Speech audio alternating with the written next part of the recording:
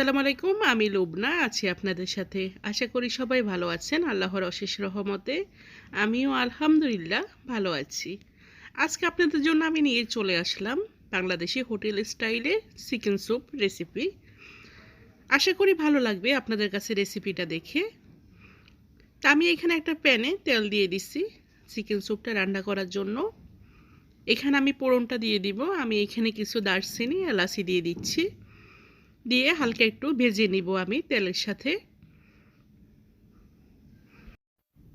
মশলাগুলো কিছুক্ষণ ভেজে আমি এখানে 1 কাপ পরিমাণ বাটা পেঁয়াজ দিয়ে দিব।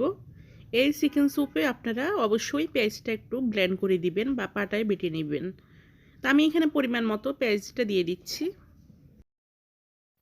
পেঁয়াজগুলো দেওয়া হয়ে গেছে, আমি কিছুক্ষণ ভালোভাবে ভেজে নিব পেঁয়াজগুলো।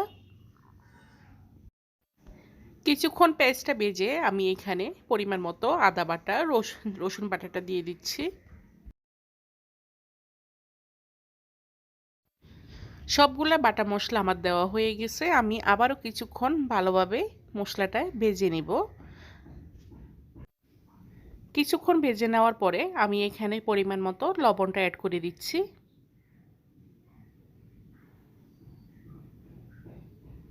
আমি স্বাদ মতো লবণটা দিয়ে দিলাম। আমি আবারও কিছুক্ষণ ভেজে নিব।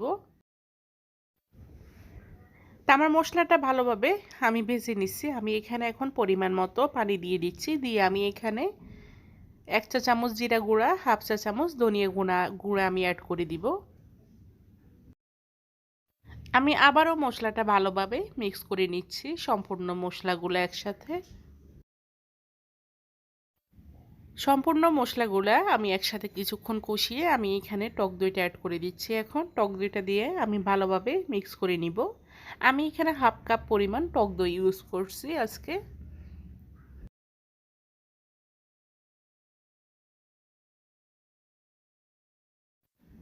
টক দইটা দেওয়া হয়ে গেছে আমার। আমি আবারও একটু ভালোভাবে কষিয়ে আমি এখানে চিকেনটা অ্যাড করে দিব এখন এ পর্যায়ে।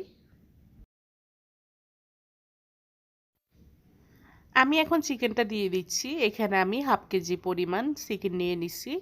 আমি এখানে ব্রয়লার মুরগিটা ইউজ করছি, আপনারা চাইলে দেশি মুরগি দিয়েও করতে পারেন। তা আমি সবগুলো চিকেন দিয়ে খুব ভালোভাবে মিক্স করে নিচ্ছি। আমি এই অবস্থায় খুব ভালোভাবে চিকেনগুলো কষিয়ে নিব মশলার সাথে। চিকেনগুলো কষানো হতে থাকুক, এদিকে আমি চিকেন স্যুপের যেটা একদম দরকারি জিনিসটা আমি ওইটাই রেডি করে নিব। আমি এখানে 3 পিস পাউরুটি ইউজ করব, আর 1 কাপ পরিমাণ দুধ নিয়ে নিছি আমি, লিকুইড দুধ। তা আমি কীভাবে এই মিশ্রণটা তৈরি করি আপনারা দেখতে থাকুন, তাহলে বুঝতে পারবেন। প্রথমে আমি পাউরুটিগুলা 4-5টা লাল অংশটা আমি কেটে নিব। নিয়ে আমি মাঝখানে সাদা অংশটা আমি ব্লেন্ডারে ঝরে দিয়ে দিব। আমি খুব সুন্দরভাবে কেচি দিয়ে 4-5টা কেটে নিচ্ছি। আমি মাঝখানটা দিয়ে দিচ্ছি, আপনারা দেখেই বুঝতে পারতেছেন। এভাবে আমি 3-4টা পাউরুটির পিস আমি এভাবে করে নিব। আমি পরিমাণ মতো পাউরুটিটা কেটে দিয়ে দিছি। আমি এখন এখানে 1 কাপ পরিমাণ লিকুইড দুধ দিয়ে দিচ্ছি। দুইটা উপকরণ আমি একসাথে খুব ভালোভাবে ব্লেন্ড করে নিব, তাহলে তৈরি হয়ে যাবে আমার মিশ্রণটা হোটেল স্টাইলের চিকেন স্যুপ রান্নার জন্য।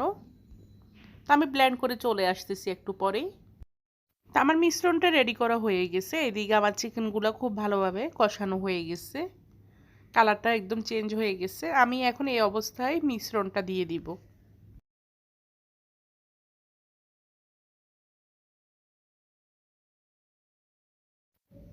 মিশ্রণটা দেওয়ার আগে আমি এখানে বেশ কিছু পরিমাণ কাঁচামরিচ দিয়ে দিচ্ছি আমার পছন্দ অনুযায়ী। যেহেতু আমি জালটা একটু বেশি চাচ্ছি, আপনারা আপনাদের স্বাদ অনুযায়ী মরিচটা অ্যাড করবেন। তা আমি আবারও কিছুক্ষণ নেড়ে ছেড়ে আমি এখানে সবগুলো মিশ্রণ একসাথে দিয়ে দিব। দিয়ে বাকি রান্নাটা আমি কমপ্লিট করে নেব।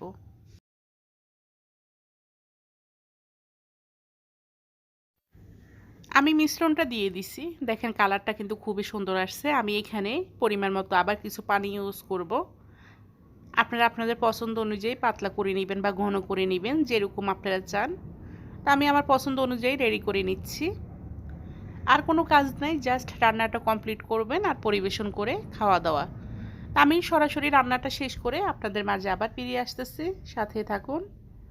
আমি এখানে একটু একটু করে পানিটা ইউজ করে রান্নাটা কমপ্লিট করে নিচ্ছি। আমার রান্নাটা একদম কমপ্লিট, দেখেন একদম পারফেক্ট একটা কালার আসছে। আর খেতেও কিন্তু অসম্ভব মজা হয়েছে, যেহেতু আমি পরে বয়স দিচ্ছি। সকালের নাস্তা কিন্তু অসাধারণ লাগে, আর শীতকালে তো এটা আরও বেশি ভালো লাগে। গরম গরম দোয়া ওঠা চিকেন স্যুপ, রুটি, নান রুটি বা খোলা জালি পিঠা সব কিছুর সাথে কিন্তু ভালো যায় এটা। তো আমার রান্নাটা কমপ্লিট, আমি এখন সরাসরি পরিবেশনে চলে যাচ্ছি।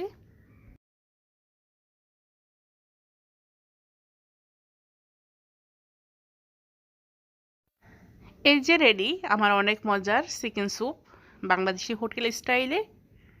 আশা করি আপনাদের বুঝতে অসুবিধা হবে না আমার রেসিপিটা দেখে। আমি কিন্তু খুব সহজভাবে আপনাদেরকে দেখাইছি, যাদের আপনাদের বুঝতে সুবিধা হয়। তো আজকের মতো এখানেই বিদায় নিয়ে নিচ্ছি, সবাই ভালো থাকবেন। আর সাথে সাথে আমার চ্যানেলটা অবশ্যই সাবস্ক্রাইব করে দিবেন, লাইক কমেন্ট করবেন, পাশে থাকা বেল আইকনটি অবশ্যই ক্লিক করে দিবেন, যাতে ভিডিওর নতুন নতুন নোটিফিকেশন আপনাদের কাছে চলে যায়। আসসালামু আলাইকুম রহমতুল্লাহ।